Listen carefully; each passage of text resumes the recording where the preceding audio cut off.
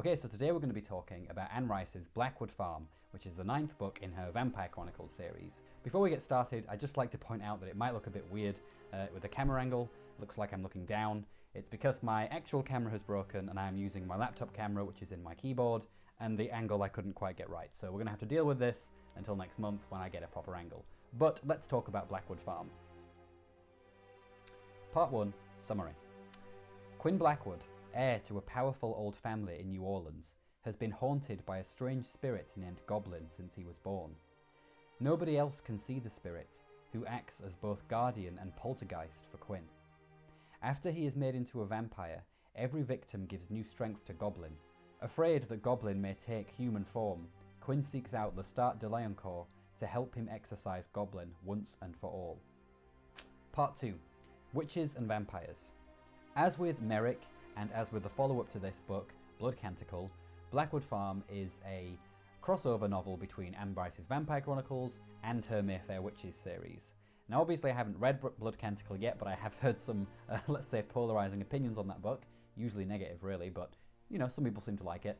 But generally it seems to me that this is probably going to be the best of the crossover books. I certainly thought it was a better crossover than Merrick. My main reason for this is just that it actually brings characters from the Mayfair Witches series into this book. Whereas with Merrick, we got hints of the Mayfair family. We obviously got Merrick Mayfair, but she was a new Mayfair character. So the crossover was kind of thin in that book. So it was nice that this time Rice is actually crossing over her story properly this time. You know, she's getting in those new characters, which I really enjoyed. It was especially good to see Rowan Mayfair and Michael again. It was less good to see Mona Mayfair, but we will talk about her a little bit later on. It seemed to me that the crossover went deeper than just having some of the characters reappearing. It actually felt like, in terms of its themes, in terms of the way the story works on a kind of thematic level, in terms of its plot, it really felt like it had the essence of the Vampire Chronicles and the Mayfair Witches saga, which I really appreciated. Like the Witching Hour, you have this Southern Gothic style, you have this family that's got this complex family tree, and we have to get involved in that, understanding that family tree in order to help us in the present. Obviously what makes it similar to the Vampire Chronicles is the fact that we get Quinn, who becomes a vampire and then has his plot with Lestat, and obviously it involves some kind of romance because these vampires can't help but always falling in love with each other. One thing I will say though is that the family history in Blackwood Farm is not on the same level as The Witching Hour. I think The Witching Hour, and I think I still agree with this, is the best book that Anne Rice does where she gets into the backstory of a character. Sometimes her backstories aren't that interesting, but my god, in The Witching Hour, the first book of the Mayfair Witches trilogy, it's a fantastic backstory.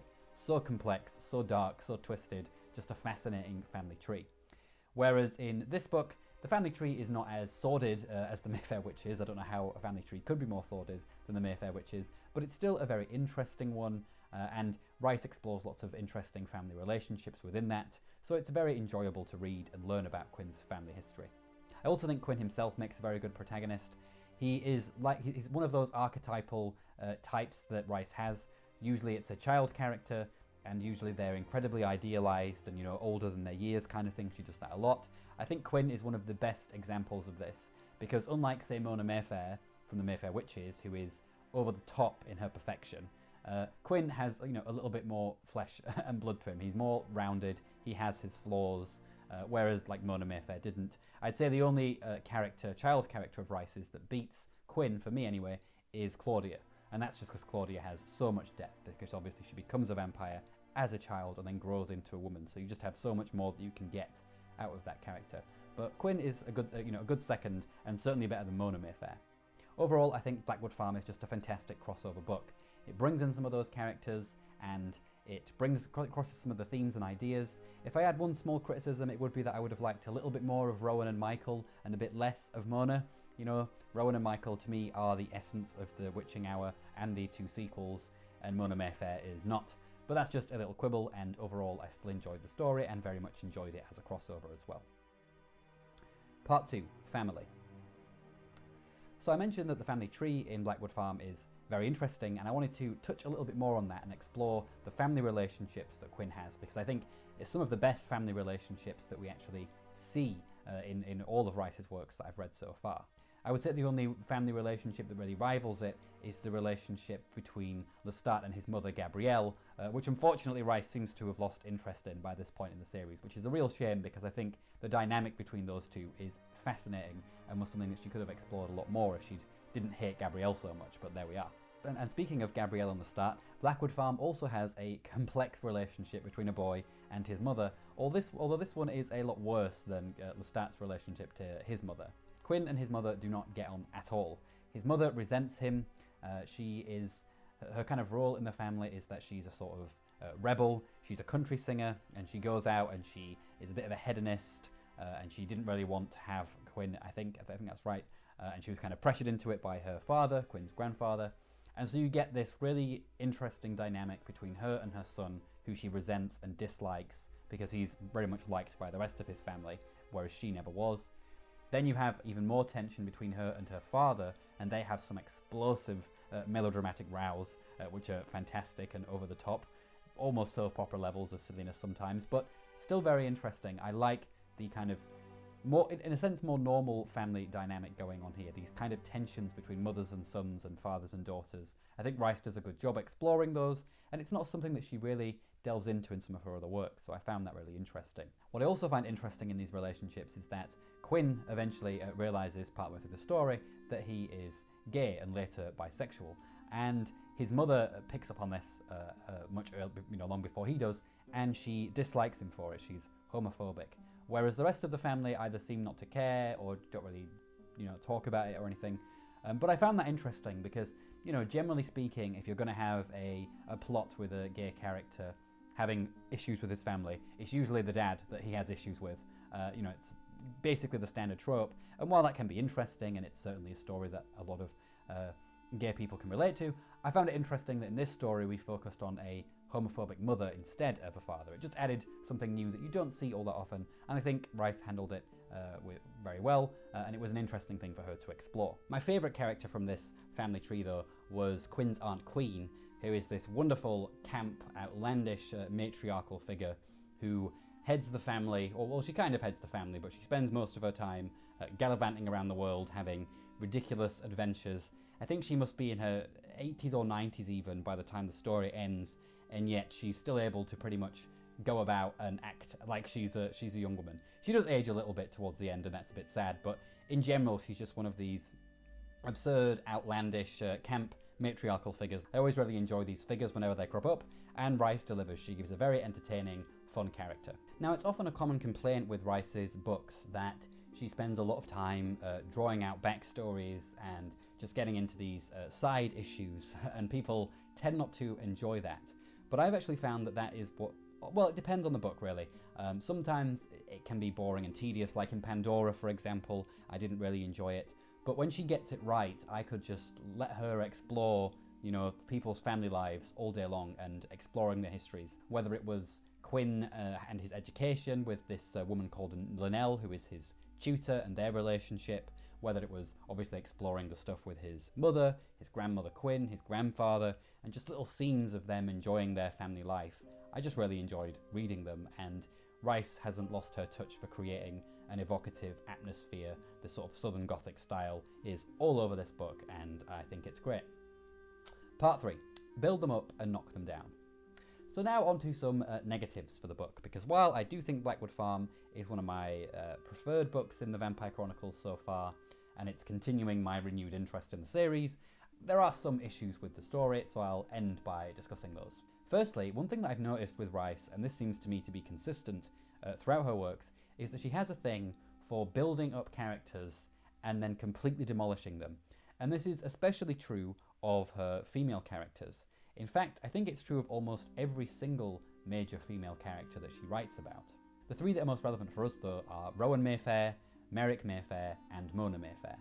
With Rowan, I think we do get a bit of an exception, because in the first book of the Mayfair Witches trilogy, she's built up, she's, with Michael, they're kind of joint protagonists, and then in the second book, she's completely absent, and then she gets a great kind of return at the end, which I found really entertaining. So she gets a bit of a bit there. But still, you had this character, you built her up, you developed her, and in the second book, just brushed aside and taken down. And likewise with Mona Mayfair in the second book of the Mayfair Witches, not Taltos, Lasher, she's also built up as this, I called her a Mary Sue because I thought she was, perfect. She could seduce everyone because she's just so attractive. She's also 14, by the way, which is a bit disturbing. But, she's just perfect and amazing and intelligent and wise. And then in comes this book, and she's so pointless. She's pathetic as a character because, she basically exists as a love interest for Quinn, which has its own, irritation for me because Quinn is built up, a lot in the story as being more gay than bisexual, but his main romantic attraction is with Mona, which, is a bit annoying. If you're going to build someone up, follow through on that. But, that aside, Mona was someone who previously is built up in this way, so powerful, so amazing, and in this book she's just pathetic, and it's just not consistent with the previous character. And although it might be interesting to have her being a bit weaker and more vulnerable in this book, I just didn't think it was done in a way that was particularly believable, because she just seemed so hopeless and powerless, which just didn't really jibe with what we'd seen in previous books. And so that meant that Mona Mayfair did annoy me once again, not for the same reasons this time, but yeah, I just think if you're going to have a character who is powerful and then knock them down, you need to do it in a believable way. I don't think Rice did that. But for me, the biggest disappointment is not with Mona, it's with Merrick. There are going to be a big spoiler now, so if you want to just skip ahead for a couple of minutes while I spoil the end of the story. So Mona Mayfair comes in at the end of the story to help Quinn and Lestat get rid of Goblin. And to cut a long story short, she sacrifices herself in order to do that. Again, a female character who has a whole book named after her, who is built up throughout this book, who becomes a vampire at the end of this book, and who then doesn't even appear in this book, really, until the end, who just sacrifices herself at the end and gone, and that's the end of Merrick Mayfair. And you just think to yourself, what is the point, and why does Rice keep doing that, especially with her female characters? I don't know why she does it, but it's just kind of annoying because it's just very anticlimactic. There's nothing wrong with giving a character a tragic ending. There's nothing wrong with taking a character down, but it has to be believable and it has to have impact. And neither of those things happened, especially with Merrick, because she wasn't even there throughout most of the story. So, it's like having a tragedy, having Macbeth without Macbeth for the whole thing, and then he just walks in at the end and then, the dies. It's like, well, I'm not going to feel anything because I don't even know who this person is, right? It's a similar sort of thing here. Rice just did not take the time to engage with Merrick, so when she sacrificed herself, it didn't really make sense. Why is she struggling to be a vampire? We don't know because we didn't get any insight into that. So that for me was a big letdown, and something that Rice seems to do consistently, and sometimes I wish she just would not do that. Part 4, poor framing and sloppy endings. So Rice's novels have a general pattern at this point. She has her framing plot, where there's some kind of instigating event that brings her key characters in the present day together. Then, in order to resolve this problem that they have to delve into the past, and that will be where the backstory comes in, and then usually this backstory, if it's a good Anne Rice novel, will play a role in resolving the end of the plot. Sometimes the backstory is just an excuse for world building. Those are the less good Rice books. Now, as an example of a book where I think Rice gets the balance between these two things perfect, I would again say The Witching Hour. I just think that there's enough time spent before we get to the backstory to build up characters like Rowan and Michael so that we care about them and invest in them, so that then after we've gone through the history and we come back to them, we're still compelled and engaged with the story.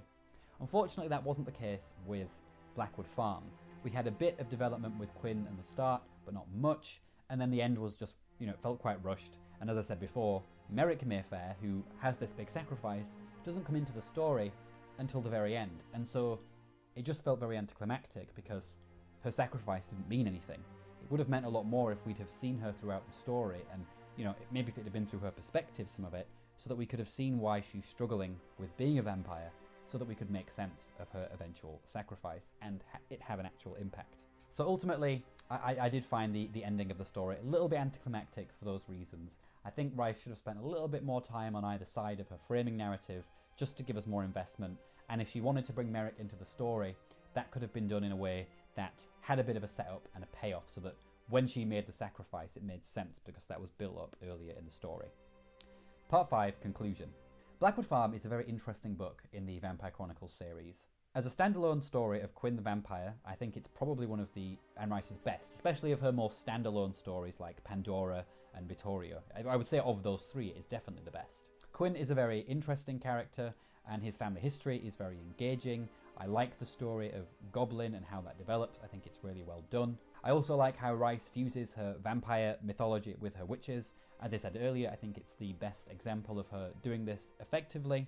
I like that we get to see Rowan and Michael, and even though I don't like how Merrick is handled, I like that she is also there because she appeared in a previous book. However, the story does suffer from some of the main Anne Rice-y problems, which is not necessarily having the best framing narrative, not integrating it well with the backstory, and having a bit of an anticlimactic ending. That said, I did enjoy this book for all of its flaws. I thought Quinn had a great backstory, I found that interesting, and I'm looking forward to, well, apprehensively looking forward to Blood Canticle, because it seems to be one that a lot of people have some strong views about. So we'll see how I feel about that one very soon. Let me know what you think of Blackwood Farm in the comments. Let me know what you think of some of the things that I've said. What do you think about this idea of Rice knocking down her women characters? Do you have any thoughts on why that might be? I'd definitely be interested to have those discussions with you in the comments. Also, let me know what you're thinking of the Vampire Chronicles adaptation. I've not seen it, but I will watch it at some point, I'm sure, and maybe give my thoughts on that. And I also saw that they're doing a Mayfair Witches one, which, based on the advert, I don't think I'm going to have many good things to say about. But we'll see, you never know. I'm always willing to be impressed by things. But that's it for this video, so take care everyone. Ta-ra!